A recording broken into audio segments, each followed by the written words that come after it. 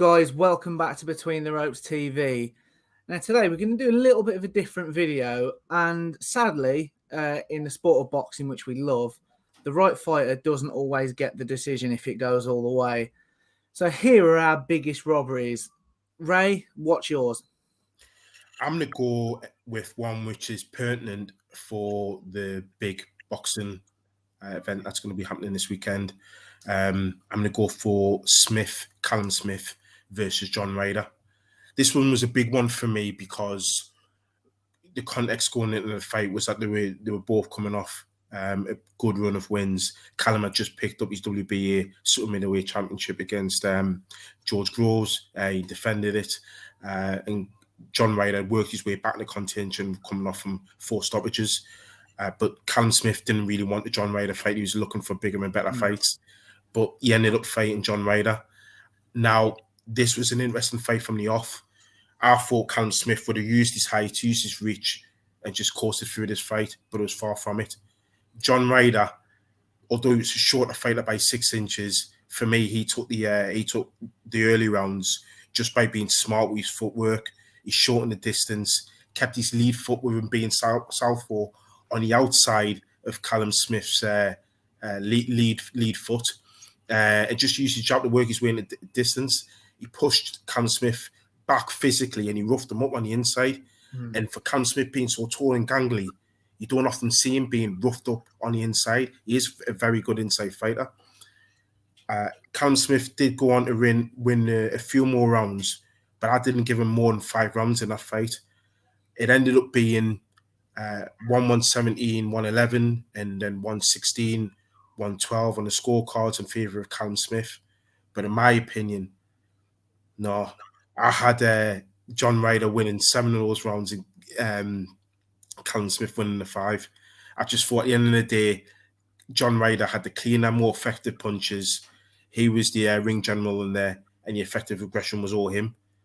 Sometimes, though, decisions don't go the way that it should be, and I think sometimes it's clear when there's a favourite, when there's a champion. Although you go after all adage, you should be ripping it from the champion. It always favours a champion, I think, in close fights. And although you can say that was a close fight, I think the wrong guy got it. So I think if John Ryder can probably use that as a model for his fight against Daniel Jacobs.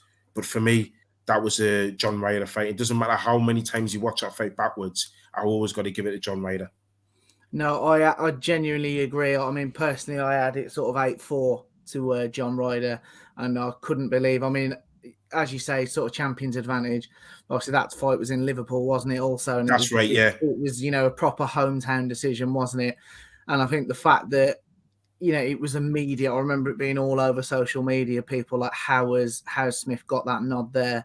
And I did a post about it on our Instagram page a couple of months back, and a lot of comments. There was a guy who was there at the fight, and he said like everyone was sort of looking around at each other like, don't know how that one come off. So that's a good one and very relevant. Hopefully the same wouldn't happen. Being in a couple of miles away from where Ryder's fighting this weekend, you'd like. Yeah, to hopefully not for John, and that's a shame because one of the things that it does is it kind of puts a black mark on a fighter's career, not just on their earning potential, but on their dreams as well. And it wasn't fair, and John will have that in the forefront of his mind when he goes into his fight on Saturday. But that's definitely something that's got to be up there in terms of awkward and dodgy decisions.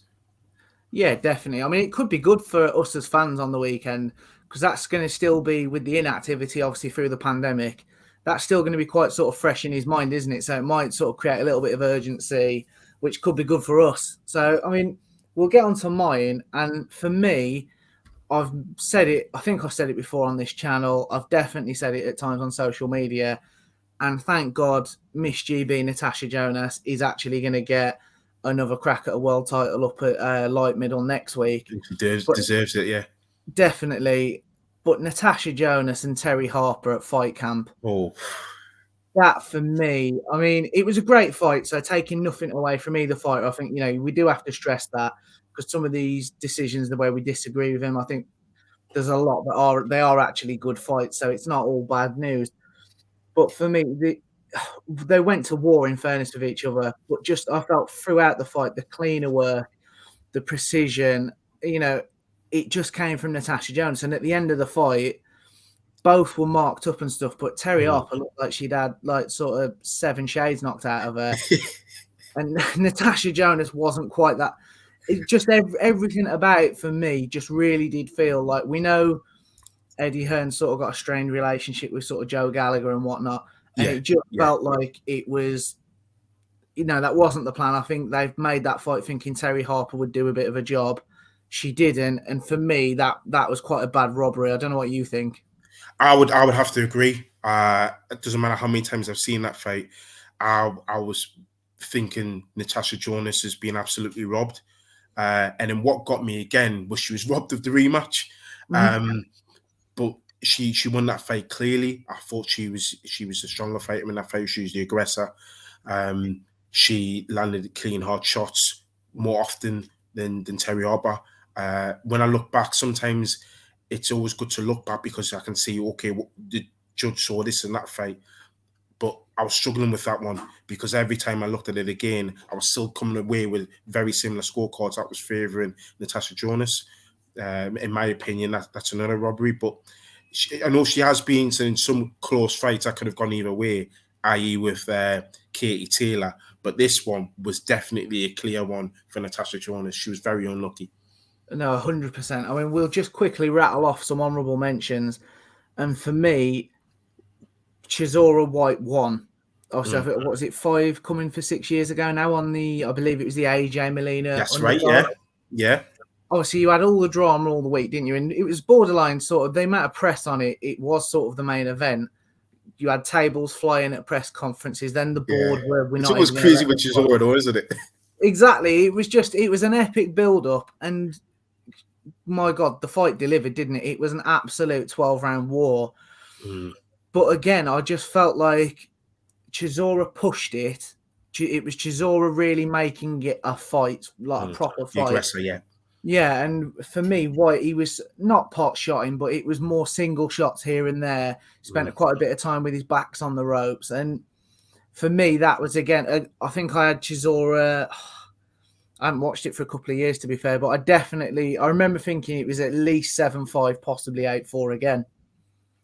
And these are the things, and this is when it's clear that somebody is the aggressor in fighting, clearly winning the rounds. Not when it's close, when they're clearly winning the rounds. That's when you've got to ask questions of what the judges are seeing. One that comes to mind for me, Katie Taylor versus Delphine Persoon, number 1. I mean, how Katie Taylor came away with that one, I'll never know. That one was Persoon all over again for similar reasons. She just didn't nick the round. She won the rounds clearly. Katie Taylor just didn't know how to manage her. It didn't help that Persoon was the bully, physically stronger, pushed her all the way back, took her shots and landed some of her own. And Katie Taylor just, it come up for all the amateur experience, really struggled with Delphine Persoon. I think she was a bogey woman because she didn't, the second fight almost went the same way as well. Although she got the 2 decisions, but that's another one that springs to mind as well.